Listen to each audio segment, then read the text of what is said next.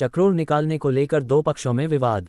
आजमगढ़ जिले के थाना बिलरियागंज के जगमलपुर गांव के वसीम अहमद ने आरोप लगाया कि लेखपाल द्वारा चक्रोड़ को फरमाइश करके मेरे वश आबादी में 10 कड़ी अंदर पहुंचाया गया है। इसी को लेकर वसीम अहमद पुत्र अली अतहर ने कहा है कि मैं पक की फरमाइश करने के लिए आवेदन पत्र दे दिया हूं, मेरे आवेदन पत्र जल्दी ही सुनवाई होगी और पक की पैमाइश की जाएगी। लेकिन वही मेरे विपक्षी जयाब अतहर, बेलाल अतहर पुत्र अतहर अहमद ने बिना आदेश के मेरे बंटवारा सुधा आबादी में चक्रोड़ निकलवाना चाह रहा है। मेरे बार बार मना करने के बावजूद भी विपक्षी नहीं मान रहा है। मैं उसे कई बार बताया कि पक की पैरमाइश होने वाली है और उस समय तक तुम रुके रहो, लेकिन विपक्षी मानने को तैयार नहीं है।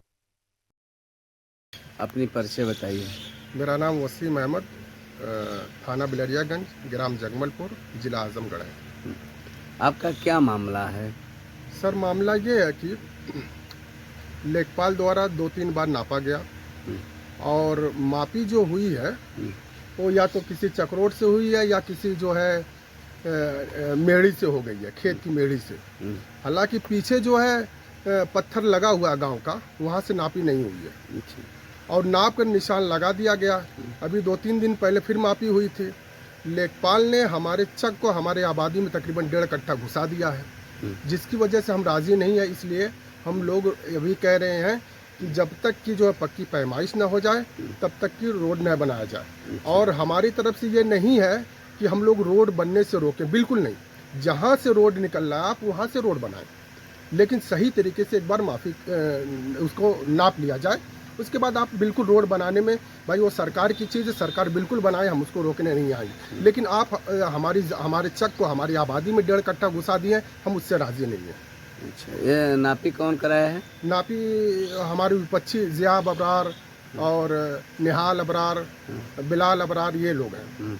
और ये लोग एक दिन हमें तहसील में हमारे दोस्त से कह रहे थे, हमारे गांव के रहने वाले हैं, उनसे कह रहे थे कि हम मौलाना को छोड़ेंगे नहीं, मारेंगे ज़रूर हैं, उनको रगड़ देंगे। दुनिया भर की धमकी हमको दे रहे थे वो लोग। अच्छा जी, तो आप क्या किए इसके? जो मैं ये कहना चाहता हूँ कि उनको उनके खिलाफ कुछ कहीं एप्लीकेशन वगैरह दिए हैं? जी बिल्कुल, हमने डीएम साहब को भी दिया है, यहाँ तक कि जो है हमने तहसील में भी दिया है, तहसील में भी हमने दिया। हमारे पास पेपर मौजूद है। वो पक्की पैमाइश का जल्दी ही पक्की पैमाइश हो जाएगी। जहाँ से चकमार्ग निकल रहा है, जितना चकमार्ग है, जैसे हमारी ज़मीन 64 या 65 कड़ी है, 64 ही 65 कड़ी चकमार्ग है। वो लोग चकमार्ग को ले सकते हैं, उनका पूरा अधिकार है। और सरकार जो है वो सरकार की ज़मीन है, हमारा उस पर कोई अधिकार नहीं है। रही बात पेड़ की, जो पेड़ लगाया गया बच्चों ने लगा दिया, मैं भी था वहीं पर, पेड़ लगा। हम लोगों ने सोचा कि ये चकमार्ग में नहीं आ रहा है तो हमने लगा दिया। अगर पेड़ हटाने की आवश्यकता पड़ती है हम लोग उसको हटा लेंगे, दूसरी जगह कहीं लगा देंगे। ठीक जी।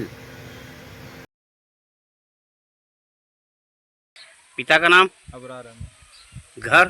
घर जगमलपुर। थाना?